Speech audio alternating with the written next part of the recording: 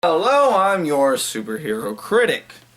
When it comes to the cartoons of the 90s, we owe superhero cartoon success to one major cartoon, which was Batman the Animated Series. With its dark tones and underlines and storylines and all that stuff, it set the road for most superhero cartoons. So in order to compete with that show, Disney had to come up with something original. Something that we had never seen before. And when it hit the screens, our TV screens that is, everybody got excited for it. At least most people that I know of. That show I'm talking about is Gargoyles. Now, some may say it's not a superhero related show, but the way I see it is they're creatures that defend New York City, so they're heroes in some sort of way. They stop Xanatos from taking over the planet. With that being said, to continue my summer full of Disney, let's take a look at the first 5 episodes of Gargoyles, which, by the way, for those who don't know, was released as a VHS called Gargoyles The Movie. In that collection, you got a board game that you could play while watching the series called The Awakening. So enough of my babble, let's tackle Gargoyles The Awakening.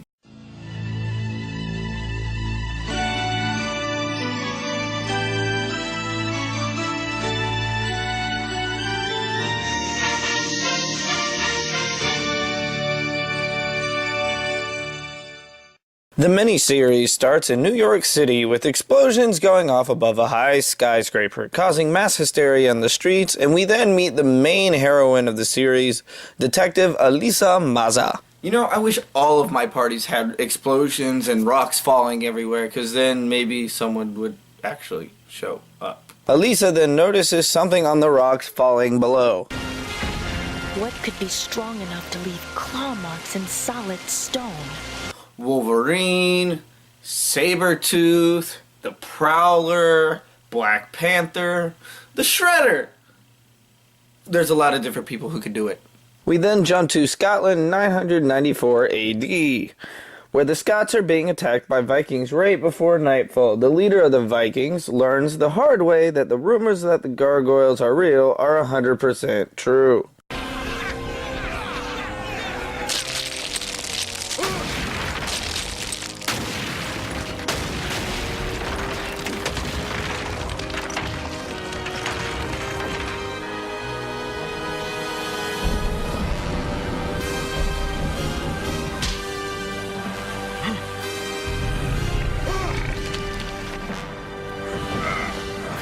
The Vikings learn that the gargoyles are not invincible, but are still overthrown by them and eventually driven away from invading the castle with a warning from the leader.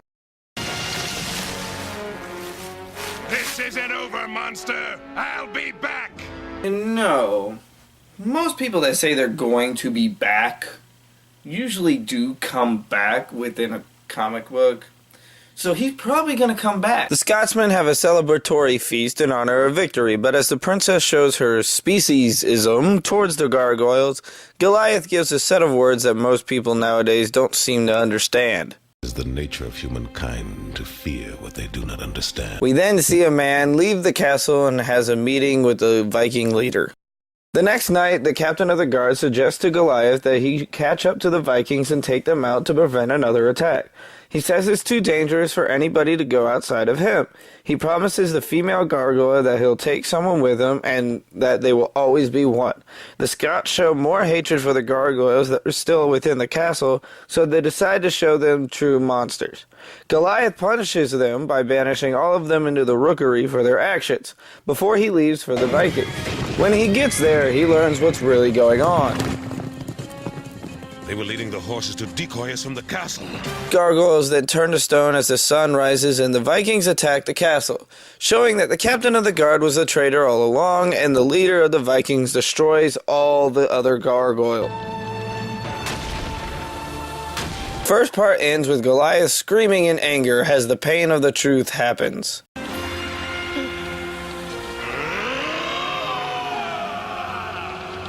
See, told you he'd be back. We then begin the second part with Goliath and mourning over the loss of his family, and the rest of the gargoyles that are left declare their revenge as they go after the humans. At the humans' camp, the captain of the guard and Viking speak back and forth about the ransom they'll get for the princess, and the Viking leader burns a page of the mage's spell book. Might you be referring to this book, Magus? Magic spells. Makes me glad I can't read. No! My spells! I really hope that page wasn't needed. Gargoyles catch up with the humans and they begin to tear the camp apart. The fight ends with the mage being pissed that the gargoyles interrupted the ransom and casts a spell on the 4 gargoyles. Super Nubes, string dance!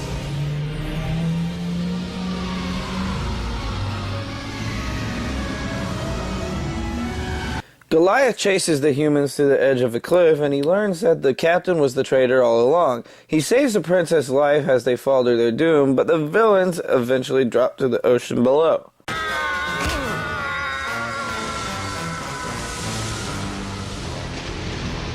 Goliath learns the tragedy that the mage has done and that the counterspell was the page that was ripped out of his book. We learn that the spell can only be broken once the castle rises above the clouds. Reverse the spell. Bring them back! I cannot! The page with the counterspell was burned! Lonely, I'm Mr. Lonely. Goliath then has the princess promise to watch over the eggs that are left over and has the mage cast the spell on it. In the present, we jump to Xanatos, who has hired a team to take apart the castle and bring it to New York. With the last piece of the castle set in place, the sun setting, the spell begins to break.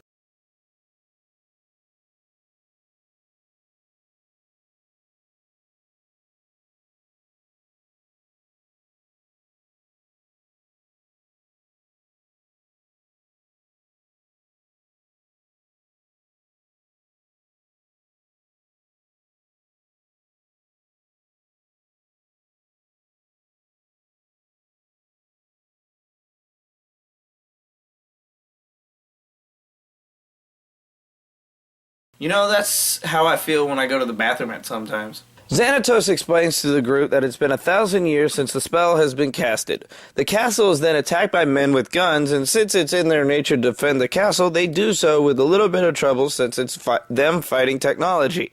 They replay some of episode 1's clips as the intruders make their getaway. Goliath tries to push more information out of Xanatos before agreeing to stay at the castle, despite his loss for trust for humans. The second part ends with the detective declaring she will get to the bottom of things. Do you figure that was all about, Detective? I don't know, but I'm going to find out. So there's the first 2 parts. We've established a storyline, we've established a backstory, and now here comes the middle part of the story that is really kind of boring, but it picks back up at part 4. The detective makes her way into the building as the gargoyles investigate things in the kitchen. She makes her way to the castle above and runs into Goliath and becomes Mary Jane.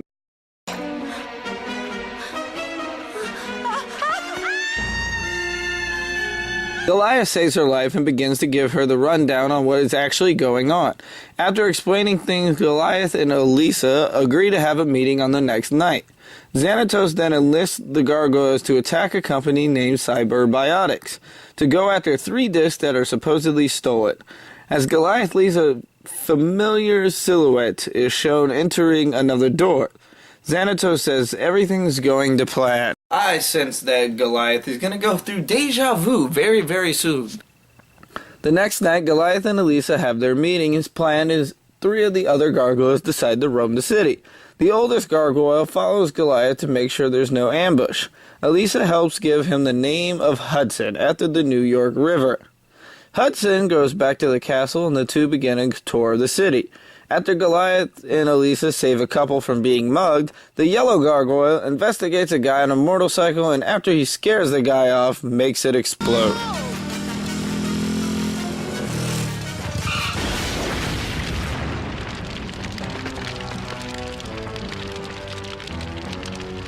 Better not tell Goliath about this. I wouldn't let him know either. At the park, Goliath and Elisa are ambushed, and the episode ends with the mercenaries' final words. What do you want? We're just tying up loose ends. Right into part 4, Goliath fights off the gunmen, and a shootout happens all over the park. The other three are getting tired and try to catch a cab. Yo, taxi!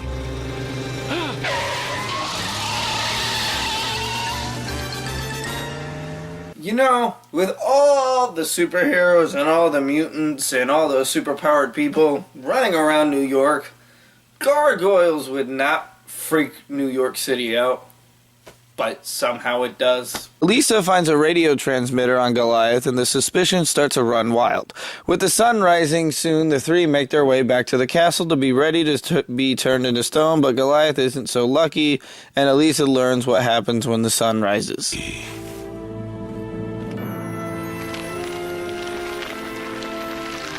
Goliath, we gotta move.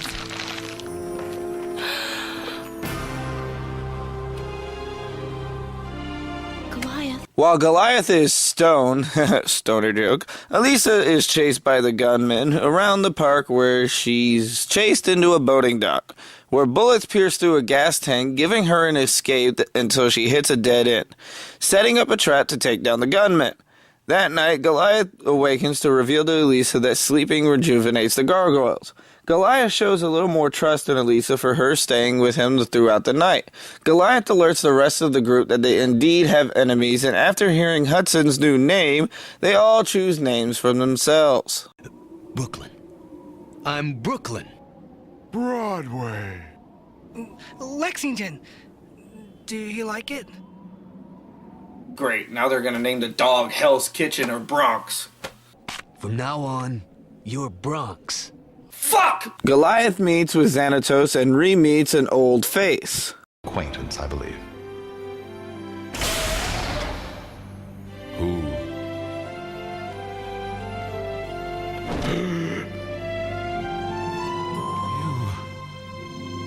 You're alive. Goliath, my love.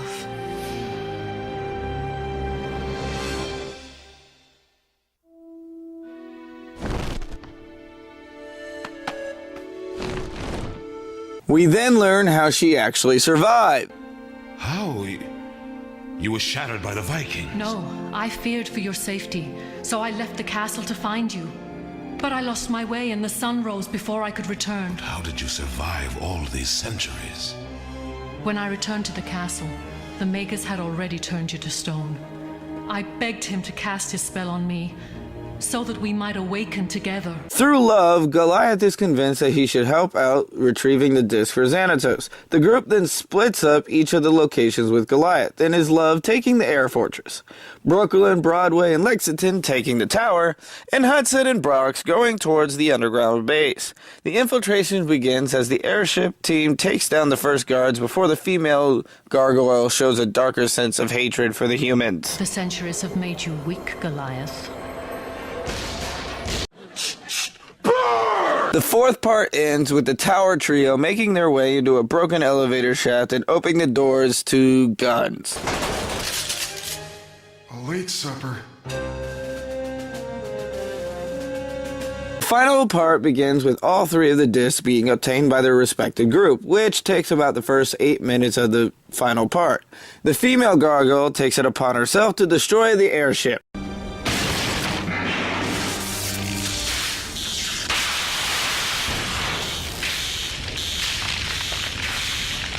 Hurry, Goliath!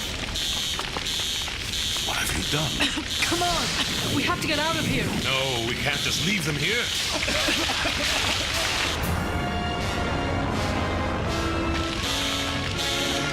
Let's go! Now!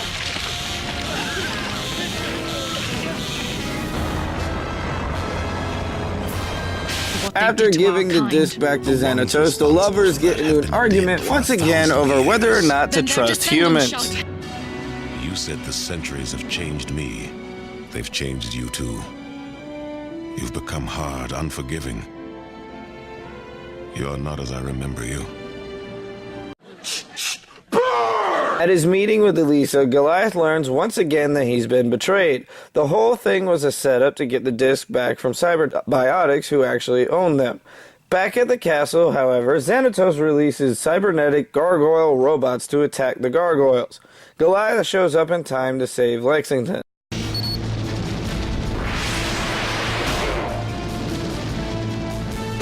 The rest of the episode is the final siege on the castle that lasts for the remainder of the episode.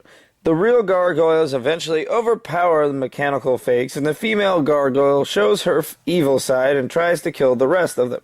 Her and Goliath have a few choice words about trust in humans. In the process, she reveals that she also has her own name, which is Demona. Elisa saves Goliath's lives and then becomes Mary Jane once again.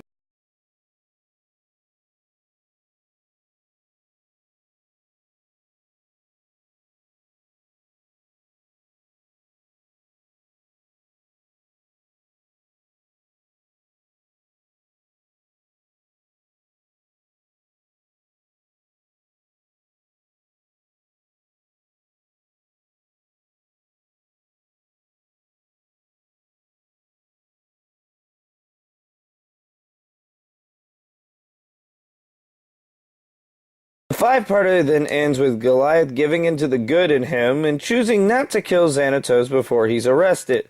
With Demona missing, the group discuss whether or not she survived, and the whole series ends with the sun rising and the gargoyles going to sleep. Tomorrow night? I wouldn't miss it. Good. Maybe we'll catch a Giants game. Giants?